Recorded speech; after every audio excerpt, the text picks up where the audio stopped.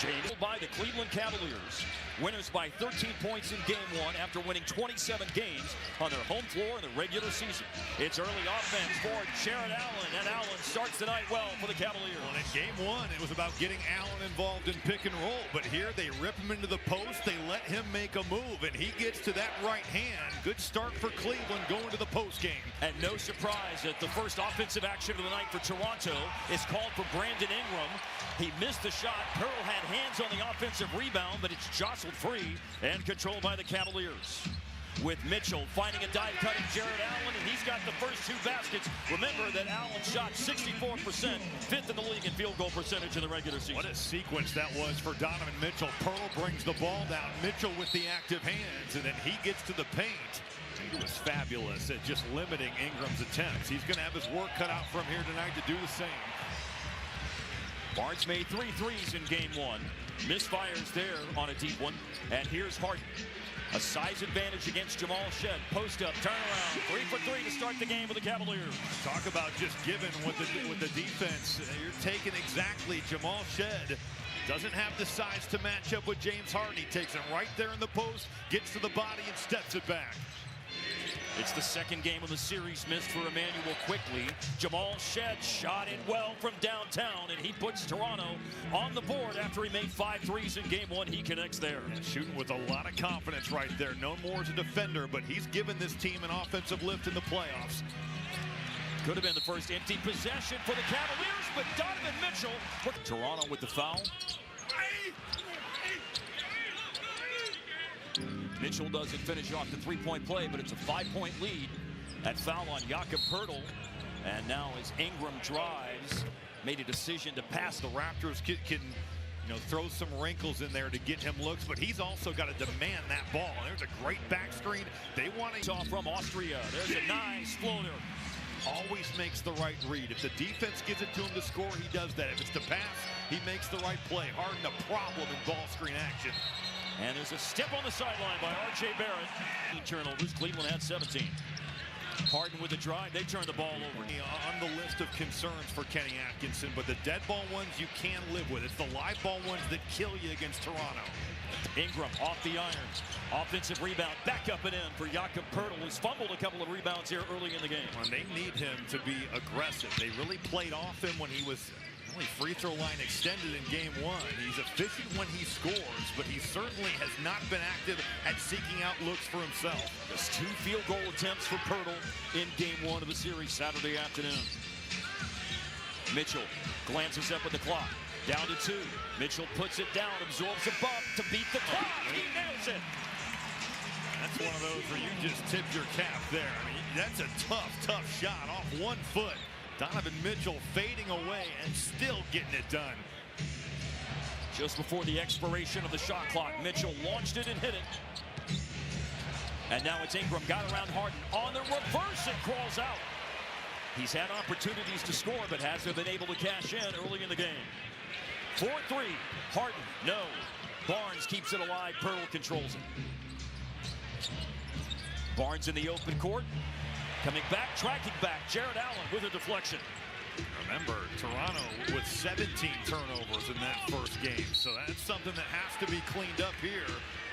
Good afternoon. That's really a remarkable stat. And when you look at his playoff scoring average of 28 a game, he has gotten it done throughout his entire career in the playoffs. Couldn't finish there on the drive against R.J. Barrett.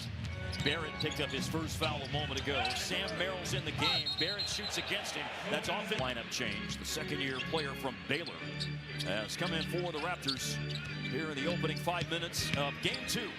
Putting it down, Jared Allen, and a rebound for Ingram. Good job by Poeltl there, just staying down and not giving up an angle to Allen. There's a no ratio, and the point guard who runs the show on this team.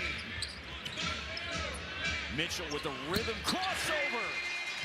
The adjustment has not been difficult. He's playing off the ball more, which is something he did in Utah alongside Mike Conley, or here in Cleveland with Darius Garland. He also told me he studied some of Bradley Beal's games with Washington. Beal made a couple of all-star games playing alongside John Wall, operating both on and off the ball. Mitchell told me it's still a work in progress, but that, as you might guess, playing alongside Harden has made his life a whole lot easier. Couple of empty possessions with turnovers committed by both teams. James Harden booted it away, and then Toronto threw it away in transition. Murray Boyles couldn't hang on to it. Offensive foul is called. Different superstars. So the ability to mesh and just kind of be whatever the team needs him to be. It's pretty impressive to see how fast it's come along, but he's kind of done it his entire career. Brandon Ingram on a drive, and a big rejection by Jared Allen, but it falls. For years shooting the basketball from three at 39%. They're going to need more from him. Only 3 points in game one, but a little scrambled play off the block. He steps in and drills it with confidence. Had 8 boards Saturday, but also 5 fouls. Was in foul trouble in his 20 minutes. And here's a bulldozer of a drive to the basket by James. Mitchell with 7, Harden with 6.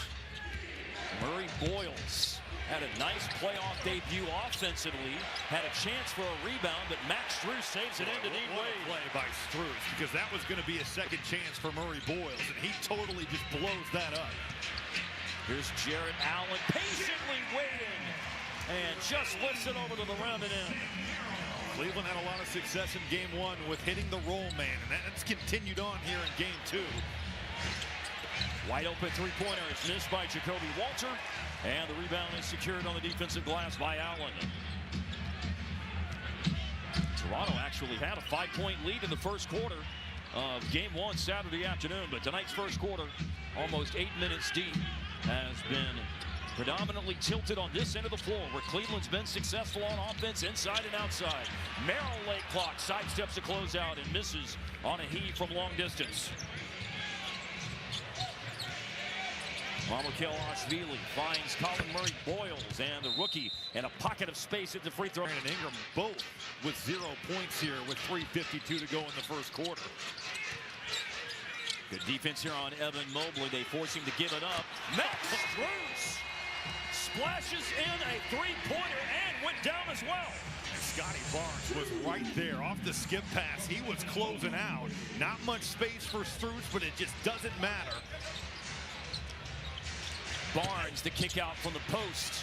Three-pointer is missed by Jamal Shead. Max Strus coming off a playoff career high in game one. 24 points in 24 minutes. And there on the defensive end, he's the help guy playing off Shead. Now a turnover. This can ignite that Toronto offense.